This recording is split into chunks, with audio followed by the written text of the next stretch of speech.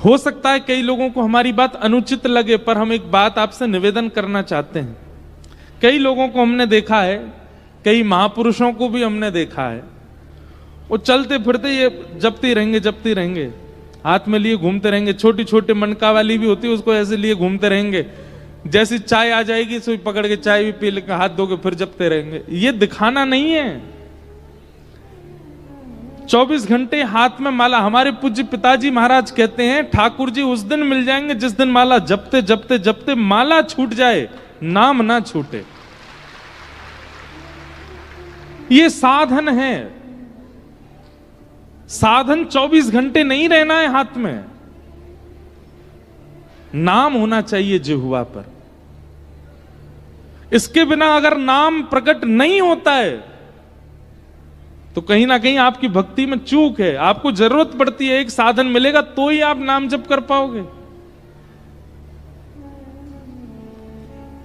हमारी कई परंपराओं में माला झोली संग रख करके नाम जप करने की वो परंपरा बनी रहे, उसका खंडन नहीं है। पर उस परंपरा से विलग लोग भी कई ऐसे हैं, वो 24 घंटा ठीक है कथा सुन रहे हैं, माला नाम जप चल रहा है, वृंदावन जा रहे हैं नाम जप चल रहा है, मार्ग में है नाम जप चल रहा है, चलता है। पर चलते फिरते उठते बैठते खाते पीते और नाम जप चलते ही जा रहा है, ये इसकी आवश्यकता नहीं है।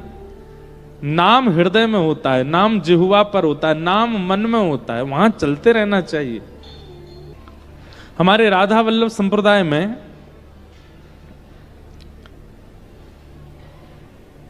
सेवक जी महाराज हुए।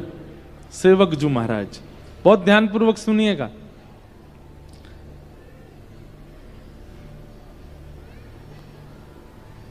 सेवक जी के चरित्र में एक बहुत सुंदर कथा आती है। देखिए बहुत ध्यान से सुनिएगा, बहुत बड़ी एक रहस्यात्मक बात है। हमने लिख रखी है एक जगह, इसलिए हम वहीं से देख के बताएंगे। तो श्री सेवक जी महाराज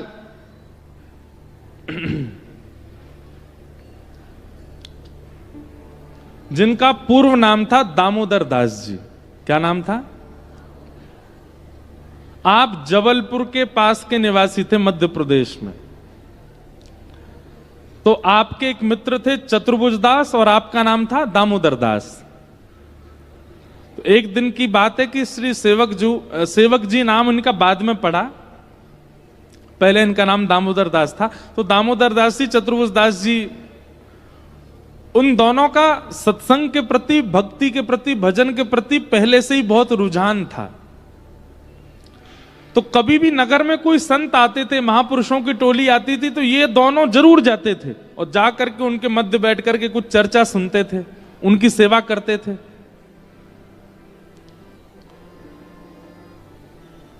एक बार वृंदावन के कुछ संतों की टोली आई और ये दोनों जाकर के चुपचाप बैठ गए, उनकी सबकी चर्चा सुनने लगे। तभी उन महापुरुषों ने ऐसे निकुंज रस का भाव कहा। निकुंज रस किसको कहते हैं? जहां पर रास विलास, जहां पर प्रिया प्रियतम की अंतरंग चर्चाएं, जहां पर मान लीला, दान लीला आदि आदि लीलाओं का चर्चा का प्राकट्य प्रादुर्भाव होता हो, विशेष रूप से रास का भाव जहां प्रकट होता हो, उसको निकुंज लीला कहते हैं। तो जैसे ही निकुंज लीला का उन्होंने वाचन सुना तो दामोदर दास और चतुर्भुज दास दोनों अत्यंत लीन हो गए लीला में, मानो जैसे खो गए हों। और जब होश में आए तो बहुत समय व्यतीत हो चुका था, पर उनको ऐसा लगा अभी 2 ही क्षण निकले हैं। तुरंत उनने उन संत चरणों के चरण पकड़ लिए, बोले भगवान ये जो लीलाएं आप सुना रहे हैं, ये जो भाव आप सुना रहे हैं, इन लीलाओं का, इन भावों का उद्दीपन कहां से मिला आपको, किसने किया? तब उन संत महापुरुषों ने बताया, बोले वृंदावन में श्री हित हरिवंश महाप्रभु विराजते हैं, उनके द्वारा ये भाव प्रकट किए गए। उसी समय चतुर्भुज दास और दामोदर दास जी के चित्त में आ गया कि हम वृंदावन जाएंगे और श्री हितरवंश महाप्रभु के अनुगत्य को स्वीकार, उनके ग्रहण करेंगे। लेकिन किसी कारणवश नहीं जा पाए वृंदावन, बहुत दिन हो गए। एक दिन उन्हीं संतों की टोली फिर आई और फिर से उनसे चर्चा जब सुनी तो चर्चा सुनने के बाद दामोदर दास, चतुर्भुज दास दोनों ने कहा अब हम वृंदावन जाने के लिए तैयार हैं, अब हम जाकर के उनका आश्रय लेंगे। तभी उन संतों में से किसी ने कहा, बोले भैया अब तो बहुत विलंब हो गया। बोले क्यों? बोले महाप्रभु जी तो भगवद लीला में प्रवेश हो गए। हितरवंश महाप्रभु मानसरोवर यमुना पल्ली पार ठाकुर जी का चिंतन करते करते ठाकुर जी की लीला में ही प्रवेश कर गए हैं। ये बात जैसे ही सुनी दोनों व्याकुल हो गए। लेकिन दामोदर दास जी तो इतने व्याकुल हो गए, इतने व्याकुल हो गए,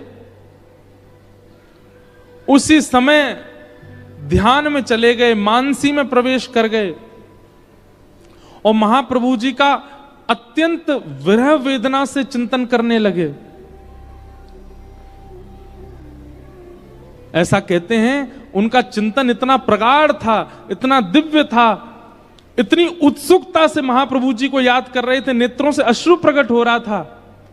एक दिन, 2 दिन, 3 दिन, 4 दिन बीत गए और 3-4 दिन के बाद तभी क्या हुआ, उस जबलपुर के पास के गांव में जहां के वो निवासी थे, अपने आप श्री यमुना जी प्रकट हो गई, वृंदावन की लता गुल्म पत्र प्रकट हो गए, वृंदावन के सुंदर सुंदर देवालय प्रकट हो गए, वृंदावन जैसी सुगंध प्रकट हो गई, वृंदावन के मयूर प्रकट हो गए, वृंदावन के बानर प्रकट हो गए, ब्रजवासी प्रकट हो गए। एक साथ संपूर्ण वृंदावन का अनुभव उनको होने लगा। वे भूल गए कि मैं कहां बैठा हूं, ऐसा लगने लगा मैं वृंदावन में आ गया हूं। और तभी क्या देखते हैं,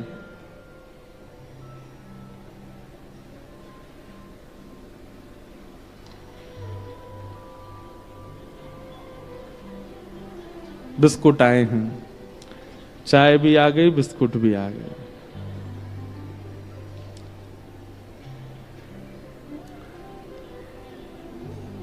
और दे के खिसक ली मैया। बड़े भोले लोग हैं भैया। क्या बता रहा था मैं? हैं? वृंदावन। हाँ, नहीं, दामोदर दास जी का वृंदावन प्रकट हुआ। ऐसे हम भूल जाते हैं कथा। अब मेरे मुंह में पानी आ गया कि मैं बिस्किट खाऊं।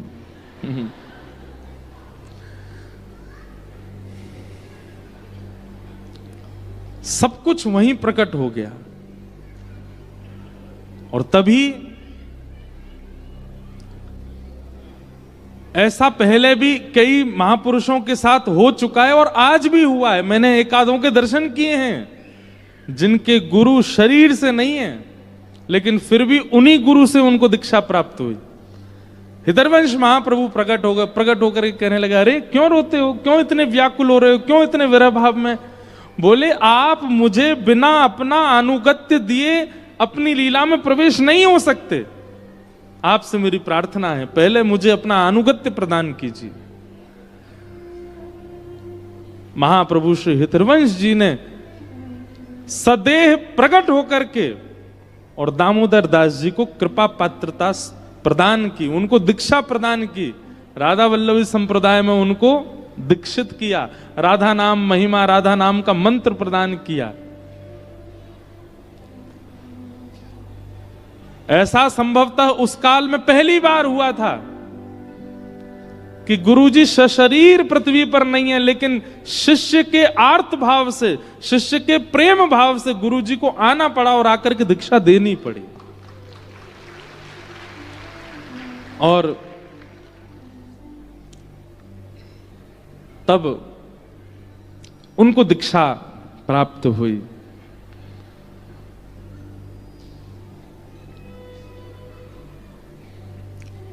तब उन्होंने महाप्रभु जी के वर्णन में सेवक वाणी का संकलन किया। हमारे राधा वल्लभी संप्रदाय में हित चतुराशी जी, 84 जी और सेवक वाणी, इन 2 का पाठ होता है।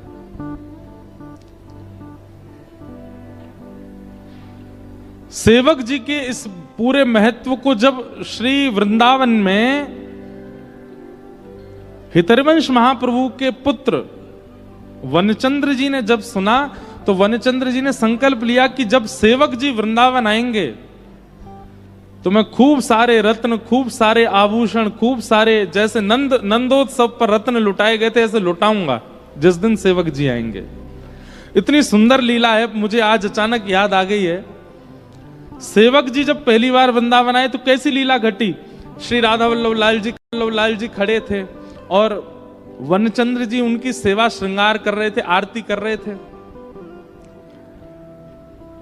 तो सेवक जी जब वृंदावन आए तो सेवक जी ऐसा रूप धारण करके आए, रज आदि लगा करके, बिल्कुल सामान्य से वस्त्र धारण करके कि कोई पहचान ना ले, क्योंकि उनको पता चल गया था कि वृंदावन में ऐसी घोषणा हुई है जिस दिन मैं वृंदावन जाऊंगा उस दिन राधा वल्लभ जी के रत्न कोष से रत्न लुटाए जाएंगे।